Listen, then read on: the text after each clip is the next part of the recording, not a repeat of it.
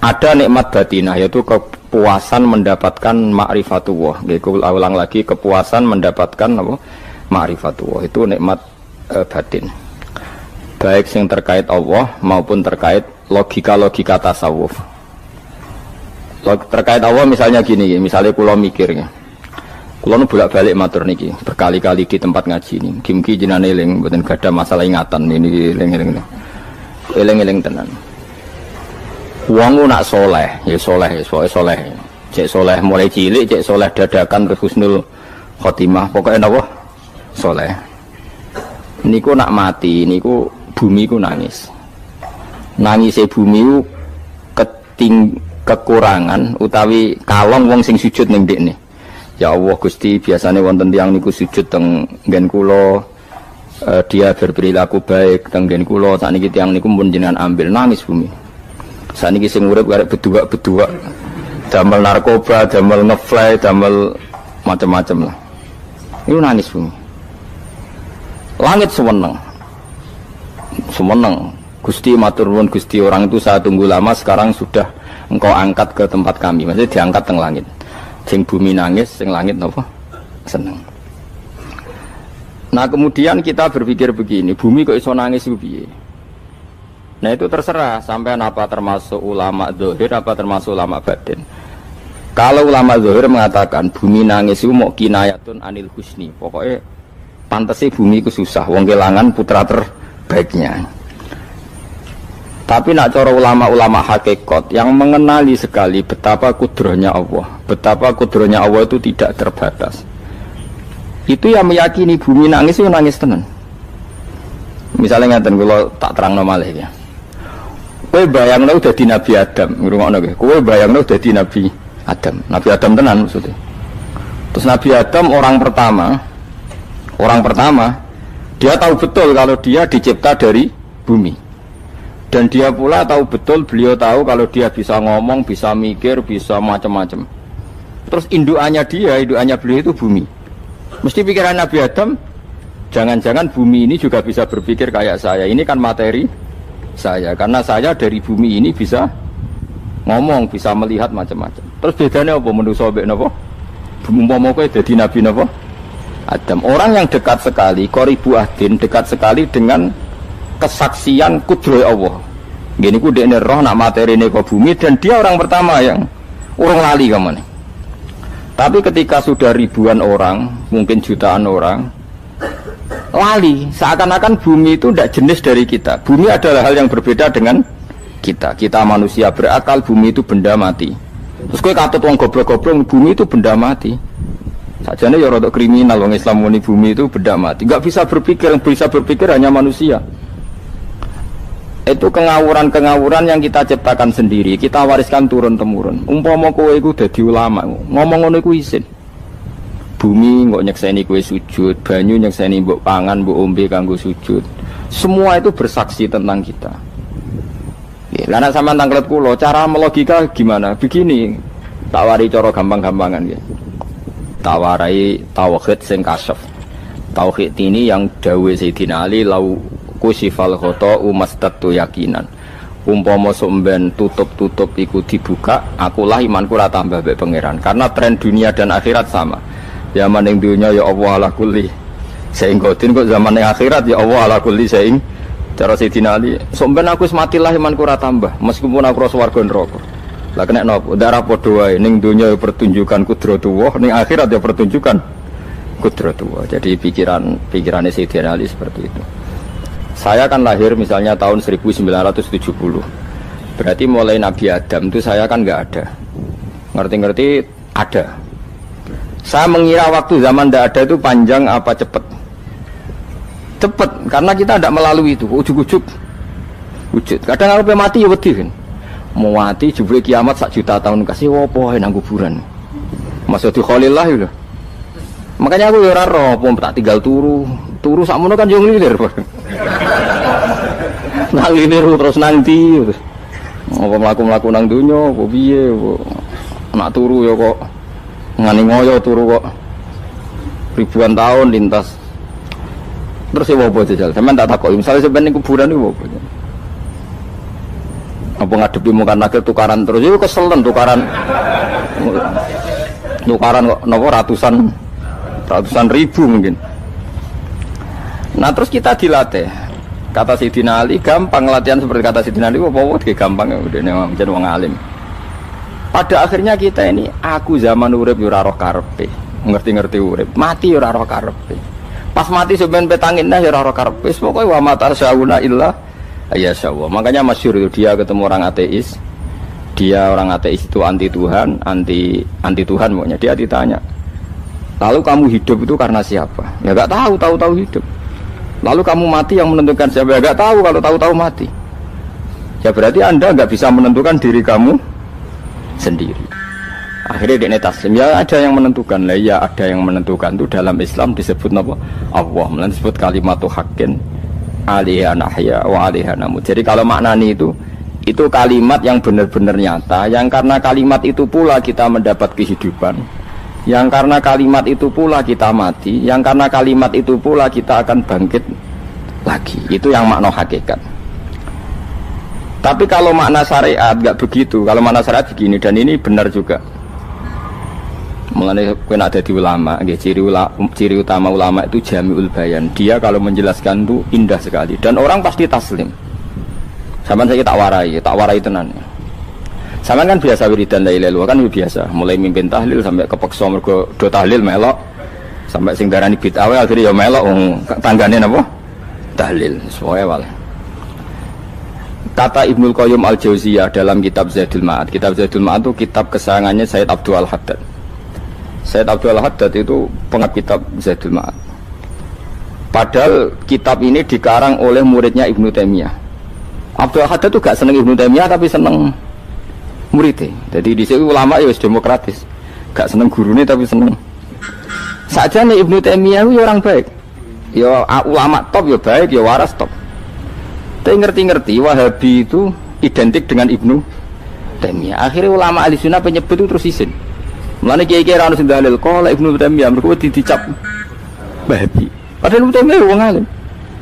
Di kitab-kitab kita termasuk Syekh Muhammad piyambak nanya Ibnu Taimiyah qala Syekhul Islam lho qala. Tapi kan ini sudah milik Wahabi sehingga kita ini terus akhirnya gak gelem nyebut. Ya jadi kitab koyo dalil fastabiqul khairat iki apa par iki dadi dalil yo dhewe-dhewe. Wah parah tenan wong-wong. Dulu saya melihat orang enggak kunut itu ya biasa. Mergo saya sebagai wong alim ngerti iku madzhab Abu Hanifah. Saiki nek ora kunut Muhammadiyah. Kita ini sebetulnya ahli ilmi enggak tahu kunut itu madzhabnya siapa kita. Itu madzhabnya Abu Hanifah, yang kunut madzhab Syafi'i. Tapi tahu-tahu iki madzhab NU, iki madzhab Muhammad. Mana ada orang-orang ini bisa punya madzhab? Ngalime sepiro nganti dadi napa? Madzhab. Tapi wis dadi bahasa, wis dadi napa? Sekuajo kabeh sene. Mas repot-repot. Tak warai iki. Sampeyan ben nglafadzno la ilaha illallah iku keren ya, keren tenan mboten keren-keren. Ngendikane Ibnu Qayyim Al-Jauziyah itu gini. Min asliha khuliqatil jannah wa min asliha khuliqatin nar. Terus wa min asliha khuliqatid dunya wa min asliha buisatir rasul wa min asliha qatalar rasul. Terus sampai sekarang saya tak bedai. Surga itu kan digawe kelas VIP mewah. Terus jari rugane widadari dulu kan nak wingi sebut. Kira 70. 70. Wahyu kabeh ora ono sing keriting, wahyu kabeh. Wahyu kabeh terus gak tahu delok wong liya. Kadang bojo kita wis elek jek delok. Oh iya, widadari sifatnya maksuratun fil khiyam. Jadi gak tahu keluyuran ning ndi. Wahyu kabeh. Lek surga yang semewah itu selek itu ya bagi mereka sing nglafatno atau yang menerima la ilaha illallah. Neraka sekarang dibikin dalam itu. Jari Abu Hurairah neraka itu tes-tesane benda kamu jatuhkan ke neraka itu untuk santai ke bawah itu nunggu 70 tahun. Kila 70.000 tahun. Dikena HP mu mbok ceblok nang neraka itu cebloke ngenteni 70 tahun. Betapa dalamnya ngentekno bego piro ya bayang misalnya. Oh itu kontraktor mana saja tidak sanggup itu disuruh ngedok kedalaman neraka. Iku ya mau kanggo wong sing menolak la ilaha illallah. Jadi kalimat ini luar biasa. Swarga digawe bagi yang nerima, neraka digawe ya untuk yang menolak. Ini kalimat sing kowe nak tahlilan turu iku lho. Iku kalimat sing nggo alasan Allah gawe swarga. Terus kalimat sing suwe-suwe sing lafadzno diarani bid'ah iku. Itu kalimat sesakral ini nasibnya akhir zaman itu entek. Gara-gara dilafadzno tahlilan tersangka jadi apa? Bidah. Dulu kalimat yang dipuja-puja penyebab surga dan neraka. Saiki kalimat itu tersangka. Mau perkara napa? Bidah. Wis aja melok-melok, kowe debat ya ora iso makili aku, sebarno iso. Kok kowe terusno dalan tok. Dah. Berarti la ilaha illallah itu kalimat yang surga dibikin karena itu, neraka dibikin ya karena itu. Kemudian Allah punya sunnah, lalu butuh pelatihan. Dikasihlah Allah gawe bumi. Piye manusia butuh latihan, dibikinlah bumi. Dan ini latihan ikrar la ilaha illallah dengan sadar, dibikinlah bumi, liyabluwakum terus dites. Wes digawe bumi, ono makanan, ono minuman, ono wong wayah, ono pegatan macam-macam, wong diutang sembulet macam-macam. Gue ngetes, eling la ilaha apa eling utangi, eling la ilaha apa eling kasuse, pokoknya dites. Karena nggak fair kalau Allah bikin itu kemudian nggak dites, dibikinlah darul imtihan. Dunia itu bahasa Arabnya darul imtihan, tempat tes-tesan. Imtihan mana apa? Tes, liyabluwakum, diuji. Wes diuji kita hidup. Artinya kita dihidupkannya pun oleh Allah demi tes-tesan la ilaha itu disebut kalimatu haqqin alaiha. Nah ya sebenarnya kita hidup pun ini untuk dites. Pada akhirnya la ilaha illallah apa enggak? Paham ya? Terus dites. Allah itu juga secara hukum itu kan nggak fair, dites kok nggak punya pemandu, dibikinlah rusul, diutuslah para rusul untuk pemandu. Tes itu kan butuh seru, mak pemandu tok ora ono musuhe kan nggak seru, dibikinlah setan. Saat ini sebagian kita sudah setan tapi ini ben seru. Lho ndak setan kan minal jinnati wan nas, rumangsamu setan usopo. Baik setan minal jinnati Nah, jadi kena muni auzubillahi minasyaitonir rajim terjemahnya berlindung Allah dari saya sendiri Allah itu. Lu itu kalau lama dulu biasa auzubillahi min syururi anfusina wa min sayyiati a'malina. Sebenarnya kita berlindung hanya dari setan yang jauh, iblis itu enggak. Ya setan diri kamu sendiri, min syururi anfusina, dari kejelekan diri kita. Ngomongnya do ujug, soalnya setan tuh makhluk gaib sing piye. Lah kowe iku sapa? Nganti kowe maksiat terus mergo akrab klop roh mbek setan klop mulai terus maksiat. Dah Allah ngutus pemandu yang ngecul setan ben fair. Napa? Fair. Jadi semua darul ibtila ini juga demi kalimat. Nah, makanya disebut kalimatu haqqin sing alaiha nahya. Kita hidup ya demi mendapatkan kalimat itu. Kita mati nanti ya demi kalimat itu, artinya mati ke neraka ya karena kalimat itu kita menolak atau mengabaikan. Masuk surga ya karena kalimat itu kita hormat, kita benar dalam memperlakukan kalimat itu. Berarti alaiha nahya wa alaiha nam. Terus wa alaiha nub'as karuan, kalau kamu termasuk minal aminin ya nub'as minas solihin, kalau minal kafirin ya nub'as minaz zalimin. Tapi semua desain dunia ini hanya demi kalimat la ilaha illallah Muhammadur Rasulullah. Nah ini kan penting. Bagaimana mungkin kemudian kalimat sesakral ini, sehebat ini, kemudian ada orang tahlil kamu tidur? Kok iso? Kalau jangga kok iso wong turu? Misalnya kayak mangkel, kalau mangkel sing mimpin Gus, suwira barbar. Bagaimana mungkin kalimat yang menyelamatkan Anda kemudian Anda anggap problem? Elek gak? Elek. Apalagi kamu anggap ini bid'ah. Nak cara kula oke lah. Ndongakno mayit itu gak ono tuntunan Nabi. Tahlilan gak ono tuntunan. Tapi wis muni tok kono tok. Artinya menduk kono tok ora usah nyerang kalimah, enak kalimah tetap kalimah thayyibah. Soal kowe ora seneng sing tahlil, mergo tiga profesi lah iku wonge wae gedhinge aja geman. Ya saya misalnya, saya kadang enggak cocok sama mubalek karena kadang profesi. Tapi saya tidak pernah anti pengajian bagaimanapun itu membawa syiar Islam.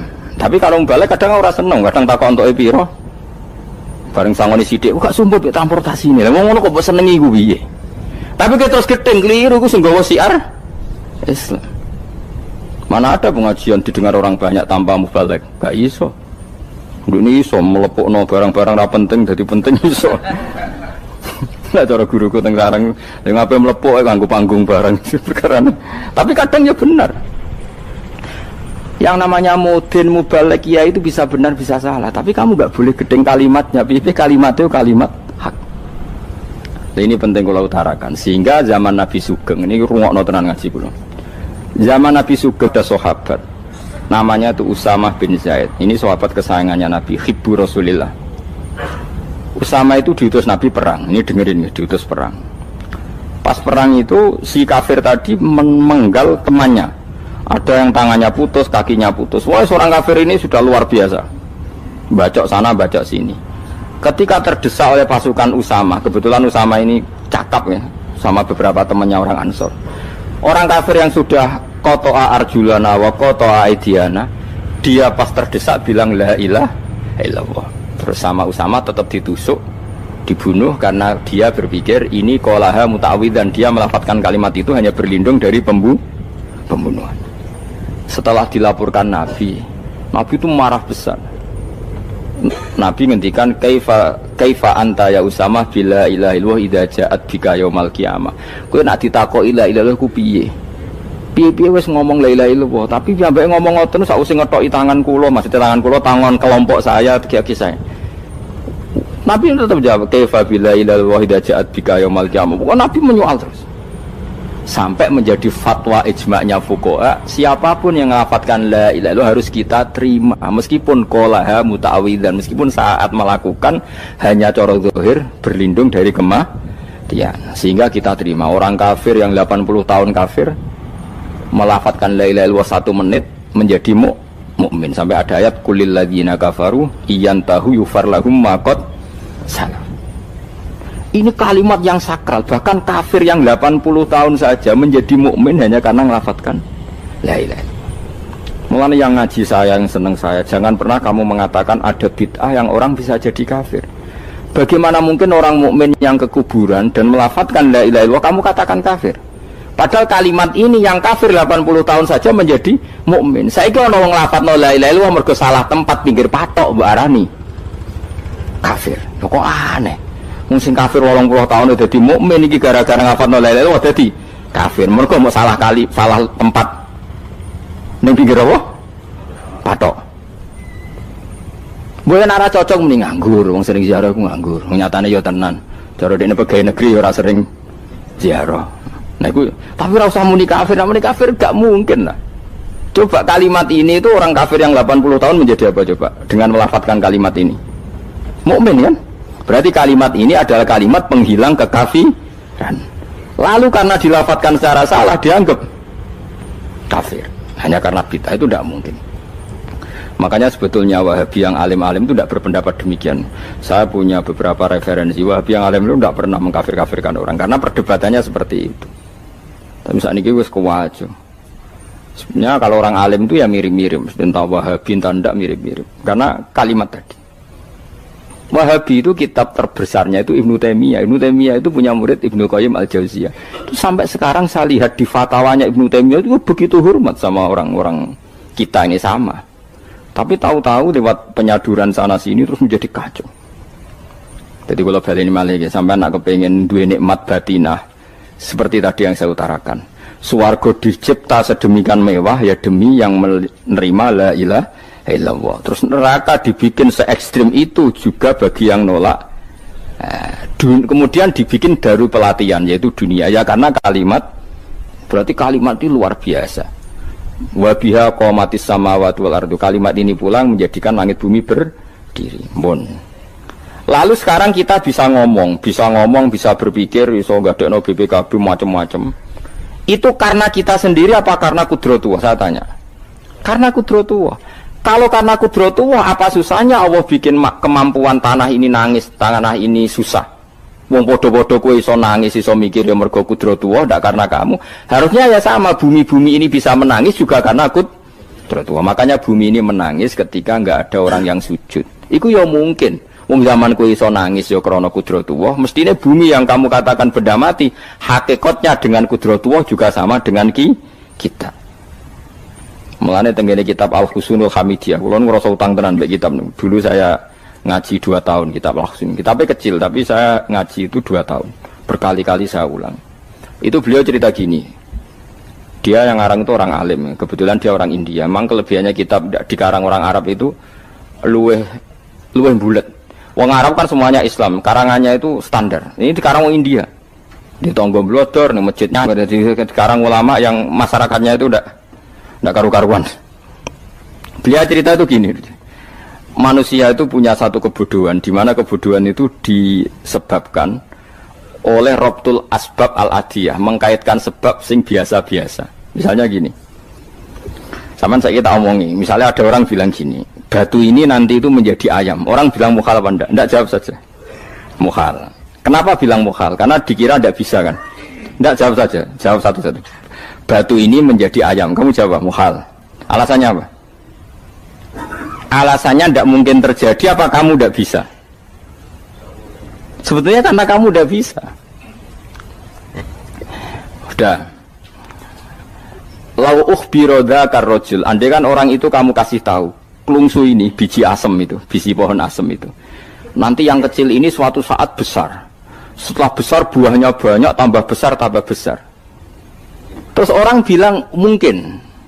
Ketika bilang mungkin itu karena dia bisa, apa hanya karena menyaksikan berkali-kali ada kejadian nak klungsu ditandur, iku iso dadi gede. Coba sama jawab. Karena dia bisa, apa karena hanya menyaksikan itu sering terjadi? Hanya misalnya. Artinya zaman dia mengatakan mungkin, itu pun tidak memberi kontribusi ikut buat. Iya enggak? Tetap bergantung kudrahnya Allah. Dia hanya bilang mungkin karena sering melihat. Sebenarnya dia enggak sama sekali memberi kontribusi. Lha darani mungkin ya ora urun. Paham ya? Lalu kenapa dia kecangkeman terus muni wong wis mati dadi lemah gak mungkin dadi manusa meneh. Lho zaman dadi manusa sing wis ngene iki kok mani dene lara melok gawe. Terus muni mungkin mergo sering terjadi, sering roh, sering bersaksi. Berarti sebetulnya manusia itu pakai ukuran dia mampu tidak mampu apa pakai ukuran bersaksi melihat? Bersaksi. Nah ini kan problem kita sebagai manusia itu problem. Mulanya disebut wa kanal insanu dzaluman jahula, wis goblok aja-aja. Mergo manusia ku nak wis goblok aja-aja. Makanya saya kemarin diminta ngisi di pondok kajen. Kalau sampeyan berdebat sama orang ateis atau orang komunis itu gampang saja. Dilatih begini seperti teorinya Quran. Ya nanti saya teruskan, ini tak ulang lagi ya. Saya ulang lagi ya. Andai kan nggak pernah terjadi telur itu jadi ayam, nggak pernah terjadi sama sekali. Telur itu jadi ayam. Terus kamu mengasih tahu orang tadi, telur ini loh nanti jadi hewan yang hidup terus terbang. Mesti dia bilang mukhal, mau benda mati kok nanti jadi benda hidup yang terbang ngalor ngidul. Berhubung sering terjadi dan dia pun tidak ikut bikin, bilang mungkin. Paham ya? Saya ulang lagi ya. Berarti dia bilang mungkin karena sering apa? Terjadi dan dia lihat. Andai kan pertama kali nggak ada telur sama sekali yang jadi ayam, terus pengalaman pertama di dunia belum pernah terjadi. Kamu kasih tahu telur ini nanti jadi ayam terus terbang. Orang ini bilang mukhal enggak? Mukhal. Berhubung sering terjadi bilang enggak? Mukhal. Nah berarti kita nanti bangkit dari kubur gampang saja bagi Allah. Cuma belum pernah terjadi kamu mengatakan mukhal. Nah makanya otak kita harus dibenahi. Makanya jogeman percaya ambek yang pernah kita lihat, yang sering kita lihat. Percayalah dengan akal, tapi akal waras deh. Karena waras itu serepot tatanannya wangil. Makanya Islam itu melatih. Kul falillahil hujjatul balighah. Misalnya begini ya, dulu kalau Gerwani atau PKI atau siapa saja lah, itu kalau melatih anak-anak TK, makanya seorang ulama harus punya kecakapan penjelasan ibanatul ahkam. Itu anak-anak kecil dilatih. Anak-anak kamu terpejam, mintalah manisan sama Allah. Ya Allah saya minta manisan, saya minta permen. Terus disuruh buka, dapat enggak anak-anak? Enggak dapat bu, wah berarti Allah enggak ada. Sekarang minta sama bu guru. Bu guru kami minta permen dikasih. Berarti yang ada bu guru bukan Tuhan gitu. Akhirnya jadi gerakan ateisme.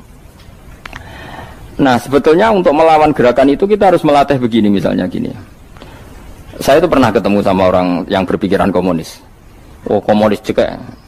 Dia nantang saya gini, Pak, pokoknya saya tidak bisa nerima konsep Tuhan sebelum Anda bisa menjelaskan kenapa ada Tuhan. Jadi, bocah kok elek ini. Nah, aku ngerti aja, sak cerdas ini tetap cerdas aku yakin tetap cerdas aku. Rasanya selain raine seram meyakinkan, tapi pikir tetap cerdas. Kulo itu kan wong Quran gitu, artinya punya pikiran panjang. Mungkin di antara orang Islam kita ini tidak punya kecakapan menjelaskan. Tapi kalau orang sering baca Quran, apalagi dia ngaji tafsir ya, yang waras maksudnya waras lah. Terus rapati seneng duit, barang ini penting ya. Kalau seneng duit, mari goblok. Yakin ulama seneng duit, mari goblok, tak jamin. Umpama alim wis kelas B, kelas C gak bisa, tahqiq gak bisa. Kalau tahu kandhani kanca kula riyen ambek jenengan udah saya kaca akeh. Lah kena apa? Cok seneng duwe kula. Duwe wis masalah bagi ulama. Ora duwe ya luwih masalah kan ya. Maksudnya ora usah seneng tapi aja terus gak duwe. Sekarang saya tanya, Quran itu melatih kita gini. Quran itu sederhana kalau ngelatih tauhid, tapi orang pasti ingat. Kata Allah gini, enggak apa-apa, saya ndak Tuhan enggak apa-apa, kamu yang Tuhan. Tapi buktikan kalau kamu Tuhan. Caranya gimana? Am khalaqus samawati wal ardi. Ya enggak apa-apa, kamu yang Tuhan enggak apa-apa, tapi buktikan kalau kamu menciptakan langit bumi. Mereka pasti ikrar, ya enggak mungkin saya menciptakan bumi, saya lahir sudah ada bumi. Yesus lahir sudah ada bumi, enggak mungkin Tuhan. Terus Tuhan membuat pertanyaan kedua, am khuliqu min ghairi syai'in. Ya sudah, kalau saya tidak Tuhan lalu enggak ada Tuhan, berarti alam raya ini tercipta oleh sesuatu yang enggak ada. Aneh enggak? Misalnya sebelum alam raya ini enggak ada Tuhan. Berarti sebelum alam raya ini kan adanya nihilisme, sesuatu yang enggak ada. Kemudian sesuatu yang enggak ada ini menjadi penyebab sesuatu yang ada. Aneh enggak? Menurut saya aneh. Sesuatu yang enggak ada itu mestinya kan enggak bisa ngelabeti, enggak bisa berfungsi, enggak bisa ada gunanya. Wong jenenge ra ono iku ya ora marai apa-apa. Mau ora ono kok dadi sebab. Sesuatu yang menjadi sebab itu yang wujud apa yang enggak ada? Yang wujud. Sak takok ini. Lah kalau enggak ada Tuhan berarti alam raya ini lalu sebabnya apa? Ya dari ketiadaan, lalu tiada itu menjadi sebab. Leong tiada kok jadi sebab itu tekem lho. Mikir. Di mana-mana yang sebab itu harus barang yang wujud, enggak boleh tiada kok jadi sebab. Ini kan jadi aneh, sesuatu yang tiada menyebabkan sesuatu yang ada. Terus dia bilang, ya pokoknya ronde ini kalah, Pak. Tahu kapan tak pikir aja. Pikir nganti mati temenang aku ini ngono. Makanya sebetulnya dalam ilmu mantek, pertama itu kita tidak harus iman Tuhan itu namanya Allah, tidak harus. Makanya pertama dikenalkan, sementing kenal Tuhan itu ada dulu. Disebut zat sing wajibil wujud, belum disebut namanya Allah. Allah itu disebut nama Islam, itu paham ya? Saya ulang lagi, Allah disebut itu nama Islam. Tapi kalau penemuan akal hanya sampai kita ini butuh zat sing wajibil wujud, sing menjadi penyebab semua alam raya ini. Di bahasa Arab disebut musabbibul asbab. Belum menyebut Allah musabbibul asbab. Islam pun pertama Iqra turun ya gak nyebut Allah. Iqra bismi rabbikal ladzi khalaq, khalaqal insana min 'alaq. Iqra wa rabbuka. Tuhan itu siapa? Yang mencipta. Nah, yang mencipta ini oleh syariat Islam disebut apa? Tapi dalam logika yang penting kue kenal si ono musabbibil asbab. Pastikan bahwa alam raya ini yang wujud pasti disebabkan sesuatu yang ada. Nggak boleh barang wujud kok diciptakan oleh sesuatu yang tidak ada. Yang gendeng ora barbar barang ra ono mbok sifati al-khaliq. Sing gawe langit bumi apa? Pencipta. Penciptane apa? Sesuatu yang tidak ada. Kowe ikhlas diutek ngono kowe ikhlas ta ora? Gak kowe ikhlas ta ora diutek ngono kowe ikhlas ta. Kowe gelem dadi bodho ngene. Gelem kan? Mboten. Nah, nikmat ngono jenenge nikmat batin. Mulane sing suwenang mbek kalimat la ilaha illallah. Wis ana sing bid'ahno Allah iku wong nganggur wis beno sak uni-unine. Tapi kadang memang kita berlebihan. Tahlilan rabar-bar matang puluh dina ini rabar-bar. Muga alasane wis disangoni akeh tahlil sedih lho sakake penggemar sing keselen sing rantuk sangu ya butuh cepet. Mulane cara kula niki penting kula utar nggih. Kowe nek ora cocok tahlilan 40 dina wis ngomong ae kira cocok model harinya. Tapi ki aja menolak kalimat la ilaha illallah iku disifati Kanjeng Nabi kalimat thayyibat. Wong Nabi nyifati thayyibah, kalimat yang suci kok nyifati bid. Tak soal kira cocok wong sebut. Misalnya kamu bilang saja wong mati wis sangu amale lha apa didongakno barang. Nek kowe pengen ndonga ora usah ndonga. Wis ora usah biasa wae. Kula lah mbok dongakno ora seneng. Gak meyakinkan. Karo dene mlebu swarga butuh dongamu ora ono swarga fadhole pangeran apa mbok dongano barang. Nah, tapi kowe donga aku ya seneng. Senenge ya semau lah timbang nyanyi-nyanyi rame-rame sadok donga. Mbok mandi mbok ora pokoke donga. Saya ulang lagi ya. Makanya Quran itu melatih logika sampai seperti itu. Am khalaqus samawati wal ard bal la yuqinun. Sampai terus diulang-ulang. Am khuliqu min ghairi syai'in. Kalau mereka merasa Tuhan nggak apa-apa, tapi buktikan mereka ini wujud sendiri tanpa sebab. Atau begini, kalau mereka tidak tahu sebab pencipta langit bumi, mereka sendiri suruh yakin kalau mereka adalah penciptanya. Amhumul khaliqun, nggak apa-apa. Ya tapi masih Abu Jahal gendeng lah, masih Abu Lahab ngawur lah, nak takoki, ya wes pangeran kowe wae sing gawe langit bumi. Penggemarnya saja pasti tertawa. Mosok Abu Lahab darane pencipta langit bumi, wong lahir ning bumi. Tapi Quran oleh nggo jawab, am khalaqus samawati wal ardo. Apakah mereka menciptakan langit bumi? Bala yuqinu, mereka pun tidak pernah yakin. Jadi itu pangeran. Makanya di mana-mana orang alim itu suka debat. Karena pangeran sendiri kalau menjelaskan kebenaran seringnya juga nantang debat. Kata Allah, Qul ara'aytum ma tad'una min dunillah aruni madza khalaqu minal ardi am lahum syirkun fis samawat. Enggak apa-apa mereka Tuhan kata Allah, tapi buktikan zaman langit diciptakan mereka memberi kontribusi apa? Apa urun bego, apa urun cagak, apa piye lah pas aku gawe langit iku dekne urun apa jare am lahum syirkun fis samawat. Misale urun apa lah? Urun tol ta urun apa lah. Itu pangeran. Mereka kan pasti menjawab enggak. Terus itu nih kita bimbing qobliyada. Kalau kamu nggak percaya Quran sebagai kitab, nggak apa-apa. Tapi buktikan kamu punya kitab tandingan. Nggak, mereka nggak punya juga. Atau gini, nggak usah Quran, nggak usah sakralan. Au atharotim min ilmin, atau kajian ilmiah yang membuktikan bahwa Yesus itu Tuhan, atau yang membuktikan bahwa berhala itu Tuhan. In kuntum shodiqin, nggak apa-apa. Kalau kamu benar buktikan. Nah itu makanya semua nabi itu punya kecerdasan. Karena tadi nabi kadung nantang itu nih kita bimbing qobliyada. Au atharotim min ilmin in kuntum shodiqin. Tapi sekarang orang alim soleh itu jarang. Yang ngono anggar wong soleh rapati ngalim, anggar sing alim biasanya rapati soleh. Lah kula termasuk rontok-rontok ya isih rontok soleh ya rontok, tapi lumayan masih menjaga hujjatullah tadi. Sebab itu ulama dulu mengajarkan Allah itu siapa? Disifati zat sing wajibil wujud. Karena alam ini kadung ada. Kalau alam ini kadung ada, pasti penyebabnya sesuatu yang wujud.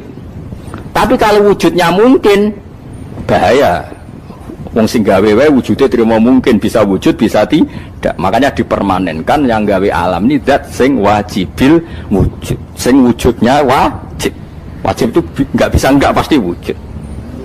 Nah, terus kita kenal itu namanya khaliq, itu musabbibil asbab, itu khaliqul asya. Lalu oleh Islam zat yang demikian itu disebut Allah. Terus jadi la ilaha illallah. Nah, orang yang bertauhid gini tentu punya kenikmatan batin yang luar biasa. Sehingga saya bayangkan nanti mati yang ngono biasa wae kan. Gusti zaman kula teng donya ora melok ngatur oksigen, ngatur nyawa, ape mati ndak ra ngoten. Mulane jare Siti Ali, jenengan jenengan nak mati tambah pinter apa biasa? Ya biasa wae. Ning bumi yo ndelok kudrohe Allah, kok ning akhirat ndak ra padha wae ndelok kudrohe Allah. Mulane beliau masyhur guyonan beliau lauku sifal ghata mastatu yakinan. So ben aku nek mukasafah ning akhirat imanku yo ora tambah, ya biasa wae, standar-standar wae. Maksudnya kue ning dunya ujung-ujungnya paling pokok ya menyaksikan kudratullah.